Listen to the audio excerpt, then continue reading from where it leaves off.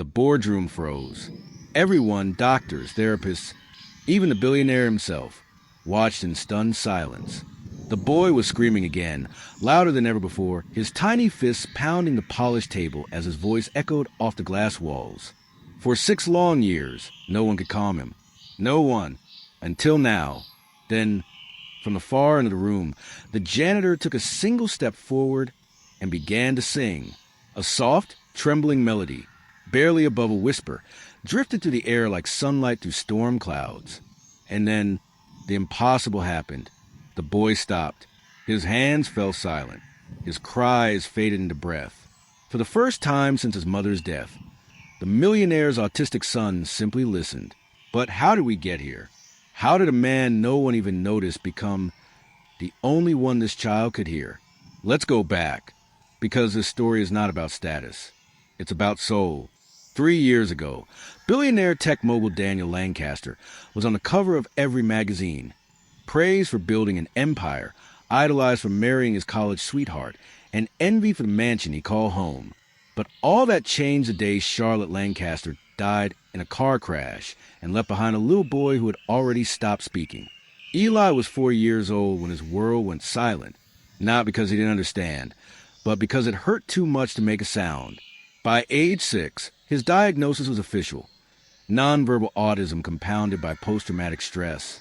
The specialists called it complicated. The private schools called it unmanageable. The therapists came and went. The nannies didn't last more than a week. Some left crying. Others just didn't come back. Now, at 9 years old, Eli screamed when touched, flinched at loud noises, and spent most of his time curled up under tables or hiding in closets. And his father? Mr. Lancaster tried. He really did. But he was a man used to solving things with spreadsheets and meetings, not lullabies and bedtime stories. He poured money into answers. Hundreds of thousands. Appointments in Switzerland. The most advanced behavioral therapist money could buy. And still, no breakthrough. No words. Just silence. And the piercing screams that came without warning. The mansion was immaculate. Almost too perfect. Marble floors that echoed emptiness. Walls lined with abstract art no one looked at, and a staff that tiptoed like ghosts. The only sound that filled those hallways was Eli's pain. Mr. Lancaster had built data centers that processed millions of signals per second, but he couldn't decode his own son. Behind the suits and cold blue eyes was a father drowning in guilt. He blamed himself for the accident. He was supposed to pick Charlotte up that night, but stayed late at work. He blamed himself for Eli's condition. Maybe if he'd been more present, the trauma wouldn't have gone so deep. But guilt couldn't hold his son. Money couldn't stop the screaming. And silence had become the third resident in their lonely home. That's when James showed up. A routine hire filed by an agency. No background in therapy. No fancy resume. Just another night janitor, scheduled to clean the executive floor, wipe windows, and disappear by dawn. No one paid him much attention. He spoke only when spoken to, moved slowly, wore scuffed boots, and carried a battered old music player clipped to his hip. No one cared what he listened to. No one asked his name twice. But the day Eli's newest therapist ran from the room in tears, and Mr. Lancaster slumped to the floor, burying his face in his hands, James was the only one who didn't flinch. He kept sweeping, headphones on, nodding to a beat only he could hear. That night, something changed. Something small, unnoticeable, a flicker in the dark. Because just down the hall, through a cracked bedroom door, a silent child who never responded to anything was listening. James arrived on a Tuesday night. No grand entrance. No formal introduction. Just a clipboard signature at the back gate, a loose badge, and a nod from the head of staff who didn't even bother to learn his last name. Mid-40s, skin the color of polished walnut, eyes steady but distant. James didn't speak unless necessary. A man of quiet dignity, shaped more by hardship than by education. His uniform was pressed but faded, and the soles of his boots whispered across the marble floors as he pushed his cart through the empty hallways. He worked nights, when the mansion slept, sweeping corridors no one walked, polishing windows no one touched, and always with that same old silver Walkman clipped to his belt, a pair of battered headphones over his ears. The other staff assumed he listened to sermons, or maybe jazz. No one ever asked. To them, he was invisible. To Mr. Lancaster, he was just another agency name, cheap labor filling space. But to the security cameras scattered across the estate, James had a rhythm, a pattern. He moved with purpose. Deliberate, gentle. He never rushed, never grumbled. And when he passed the nursery hallway, he always lowered the volume of his music, as if respecting pain he hadn't been invited to understand. But James understood more than anyone realized, because 10 years ago, he'd stood in a hospital hallway, holding a little boy with the same blank stare as Eli, and then watched that boy die slowly, trapped in a world no one could reach. James had buried his own son, same age, same diagnosis, and with him he'd buried a part of his soul. He hadn't sung since, not until now, and though no one in the mansion knew it yet, the man they overlooked, the janitor they ignored, was about to become the only voice Eli would ever hear. The dining room was set like a royal banquet, long mahogany table, 10 shining plates, crystal glasses polished to perfection. At the head sat Mr. Lancaster, stiff in a navy blue suit, trying hard to look like he hadn't already lost control. Across from him sat Eli, barely touching his food. His body rocked slightly, eyes flickering toward the chandelier above, then back to his untouched plate. A nervous twitch ran through his fingers, like tiny electric jolts beneath his skin. The therapist, a young woman named Dr. Hughes, tried to redirect him gently. "Eli, do you want to try one bite?" "Just one." Wrong move. Eli's eyes snapped upward. His face twisted, not in defiance, but in fear. He let out a sound, a high-pitched, primal wail, and flung the glass next to him against the floor. It shattered like a gunshot. The maid dropped the bread basket in shock. The butler flinched. Mr. Lancaster stood, but too late. Eli's chair toppled as he launched himself backward, arms flailing. He screamed again, louder this time. His hand smacked his own face, his head hitting the hardwood as he collapsed and thrashed. The therapist panicked. "He's overstimulated. I need call." But she didn't call anyone. She just ran, tears in her eyes. Her bag abandoned at the table. The maid knelt to pick it up, her hands trembling. "Sir, should I?" "Just go." Lancaster snapped, voice cracking. "Everyone just go." The staff scattered. And once again, it was just him and his son in the middle of a beautiful, broken world. He knelt beside the boy, arms shaking. Eli, please." But he didn't know how to touch him. He never had. Eli screamed louder. And somewhere down the hall, in the far quiet of the east wing, James heard it all. He paused mid-mop, lifted his headphones slightly, and closed his eyes. He knew that scream, the kind that didn't come from the throat, but from the soul. But he didn't move. Not yet, because when a person's drowning, you don't jump in without knowing how deep the water runs. Instead, James turned off the mop machine, took a deep breath, rewound his Walkman, pressed play, and as he continued cleaning the marble floors of the empty hallway, his voice, low, warm, worn from years of silence, rose quietly into the night. An old gospel song, a lullaby almost. Musical note, there's a light that shines in the darkest night. Musical note, no one heard him but the walls. And maybe a child under a table, curled in tears, 3 rooms away. The next morning, the mansion moved as if walking on glass. The therapist didn't come back. The maid kept her eyes down. Mr. Lancaster left early for the office, saying nothing to anyone. But Eli, he sat by the vent near the hallway, silent, still, as if waiting for a sound he couldn't name. That night, it happened again. Another outburst. No glass this time. Just screams and the slamming of fists against bathroom tile. And once again, James didn't approach. He didn't speak. He didn't even knock. He just paused by the hallway and sang. Musical note. You are not alone, no matter what they say. Musical note this time. Eli's breathing slowed. A fraction. A flicker. But something changed. It wasn't magic. It wasn't a cure. It was recognition. A feeling. A memory. maybe of a voice like that once belonging to someone who held him before the world fell apart. James never looked through the doorway. He just kept moving, mop in hand, melody in his throat, carrying grief like a secret and healing like a gift no one had asked for. And by the third night, Eli wasn't screaming.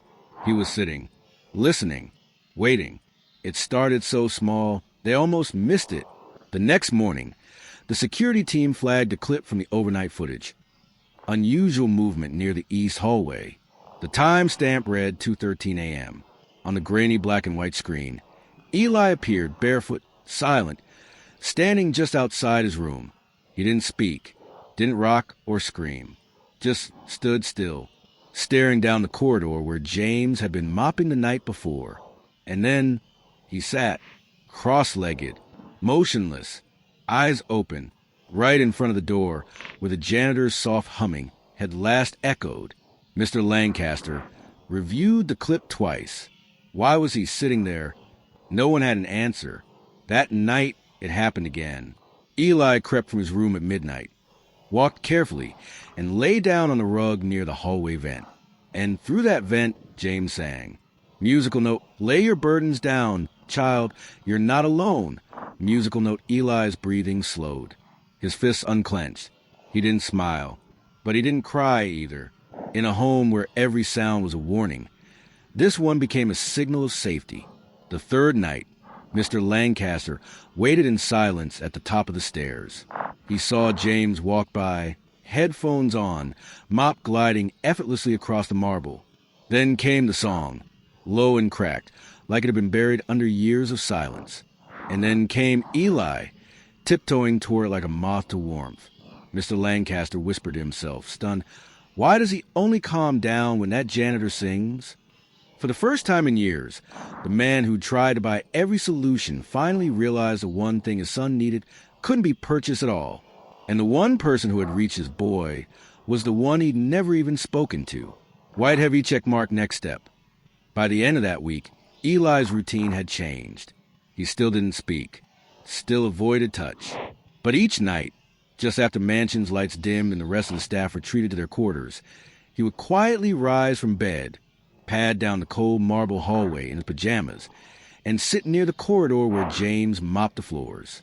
He didn't knock. He didn't stare. He just listened. And James? He never turned around. He never said a word. But he smiled. Every single time he felt the boy's quiet presence behind him. One night, without warning, James switched songs. The hum turned into a low, aching tune, something older, more personal. A gospel lullaby that only mothers in the deep south still knew by heart. Musical note, swing low, sweet chariot, coming for to carry me home. Musical note, the sound drifted like smoke to the grand hall. And behind him, something stirred. Eli began to hum, soft at first, almost inaudible, off-key, uncertain. But it was there. The boy who hadn't made a single intentional sound in years was now humming along to a song. No therapist had ever thought to try. Mr. Lancaster saw it all from the top of the staircase. Frozen in place, one hand gripping the banister, like he was afraid the moment would shatter if he moved. Tears filled his eyes, not out of sorrow, but something worse, regret. All these years, he had begged experts for solutions, when the real connection came from a man paid to clean the floors. The next morning, Mr. Lancaster did something he hadn't done in months. He spoke to James. Not about cleaning, not about duties, but about Eli. Do you have kids? He asked hesitantly, unsure where to begin. James didn't look up. He just said quietly, I had a son. His name was Caleb. Was... James nodded once. Autistic, just like Eli. Bright eyes, beautiful mind.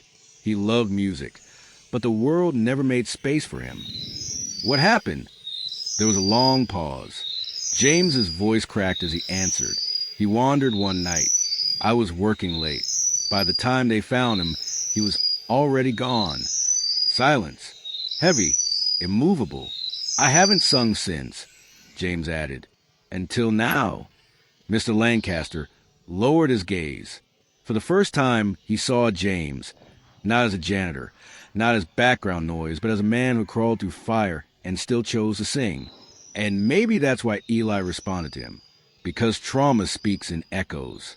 And only someone who's truly heard the silence of loss knows how to answer it without words. 2 weeks later, Mr. Lancaster made a decision. He invited everyone who had ever failed to reach Eli: the school special ed director, the speech therapist from Zurich, the trauma expert from San Francisco, even a behavioral psychologist who once said Eli's condition was permanently unresponsive. They all arrived in luxury sedans, greeted by a state staff, handed coffee in porcelain mugs. They sat in a grand room with floor-to-ceiling windows, a baby grand piano in the corner, and a child's chair placed in the middle like a spotlight trap. "Today," Mr. Lancaster said, adjusting his tie, "you'll witness what none of us thought was possible." The guests exchanged doubtful glances. A whisper from the child psychologist: "I hope this isn't another publicity stunt." At precisely 10 a.m., Eli was escorted into the room. He paused at the threshold, eyes darting. Too many people, too much noise. The signs were immediate. Hands twitching, jaw tightening, breath speeding up. The old panic was rising. The specialist tensed. One reached for her tablet, preparing to log another incident. And then James entered, not through the front, through the service entrance, mop in one hand, headphones in the other. No announcement, no spotlight, just his voice. Musical note: "Hush, child, the storm can't find you here." Musical note: it was like watching time stop. Eli froze, mid-flinch, mid-scream, eyes wide, his fists unclenched. He turned slowly, step by cautious step, toward the sound. And then, in front of the most educated, elite, and skeptical minds in the room, Eli walked into James's arms and hugged him, tightly, silently, like a ship anchoring to its first safe harbor. Gasps rippled across the room. One woman covered her mouth. A man muttered, "My God."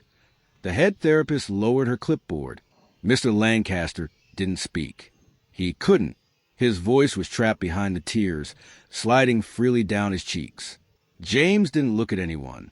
He just wrapped his arms around the boy, pressed his cheek gently against Eli's hair, and kept singing. Musical note: "You're safe now, little one. The dark is gone." Musical note: no charts, no data, no therapy scripts. Just two broken souls, one young, one old. Finally, quietly, healing each other in front of an audience that had only ever believed in credentials. And for the first time in 9 years, Eli let someone hold him, not because he was told to, because he chose to. Later that evening, the mansion was quiet.